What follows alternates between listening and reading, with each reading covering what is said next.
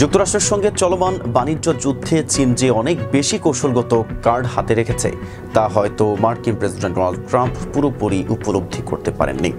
সময় যত এগোচ্ছে এই যুদ্ধে বেইজিংয়ের এগিয়ে যাওয়ার সম্ভাবনাও তত বাড়ছে।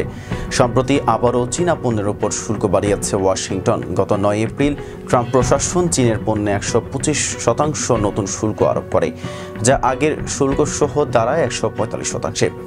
এরপর ১৫ এপ্রিল হোয়াইট হাউসের এক বিবৃতিতে জানানো হয়, নতুন করে আরেক দফা শুল্ক আরোপে মোট হার দাঁড়ায় ২৪৫%।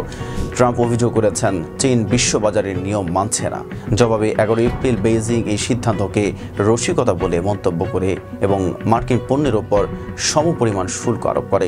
তবে এবার পরিস্থিতি আগের চেয়ে অনেক ভিন্ন।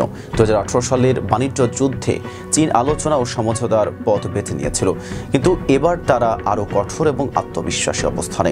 বিশেষজ্ঞদের মতে এর পেছনে রয়েছে চীনের কিছু বড় সুবিধা, যেমন চীনের অর্থনীতি এখন আগের চেয়ে বেশি চাপ সহনশীল।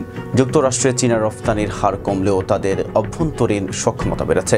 রেয়ার আর্থ বা বিরল খনিজে চীনের একচেটিয়া নিয়ন্ত্রণ রয়েছে, যা আধুনিক প্রযুক্তি ও প্রতিরক্ষা খাতে অপরিহার্য। এর মধ্যে চীন যুক্তরাষ্ট্রের ২৭টি প্রতিষ্ঠানের ওপর রফতানি নিষেধাজ্ঞা দিয়েছে। চীন চাইলে মার্কিন কৃষি পণ্য যেমন সয়াবিন ও মুরগির মাংসের ওপরও আঘাত হানতে পারে। এই পণ্যগুলো মূলত রিপাবলিকান সমর্থিত রাজ্যগুলো থেকে আসে, যেখানে ট্রাম্পের শক্তিশালী ভোট ভিত্তি রয়েছে। এছাড়া অ্যাপল, টেসলার মতো প্রতিষ্ঠানগুলো চীনে উৎপাদনের উপর নির্ভরশীল। চীন চাইলে এই বিষয়গুলো কাজে লাগিয়ে মার্কিন প্রশাসনের উপর চাপ বাড়াতে পারে। বিশেষ করে ইলন মাস্কের মতো প্রভাবশালী বিনিয়োগকারীর উপস্থিতি, যিনি ট্রাম্পের ঘনিষ্ঠ এবং চীনে বিপুল অর্থ বিনিয়োগ করছেন, তাকে ঘিরেও বেইজিং একটি কৌশলগত সুযোগ দেখছে। আন্তর্জাতিকভাবে ট্রাম্পের শুল্ক নীতি চীনের কূটনৈতিক তৎপরতাও বাড়িয়ে দিয়েছে। চীন, জাপান ও দক্ষিণ কোরিয়া একটি ত্রিপক্ষীয় মুক্ত বাণিজ্য চুক্তি নিয়ে কাজ করছে। চীনা প্রেসিডেন্ট শীঘ্রই ভিয়েতনাম, মালয়েশিয়া ও কম্বোডিয়া সফর করবেন বলে জানা গেছে।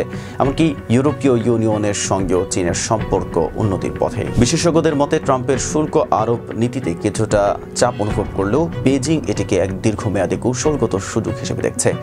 এই সুযোগ কাজে লাগিয়ে তারা শুধু পাল্টা ব্যবস্থাই নিচ্ছে না, বরং বিশ্ব রাজনীতিতে যুক্তরাষ্ট্রের প্রভাব কমানোর দিকেও এগোচ্ছে। এতক্ষণ সাথে ছিলাম মেহেদী হাসান। ফেস দ্য পিপলের সাথে থাকার জন্য ধন্যবাদ।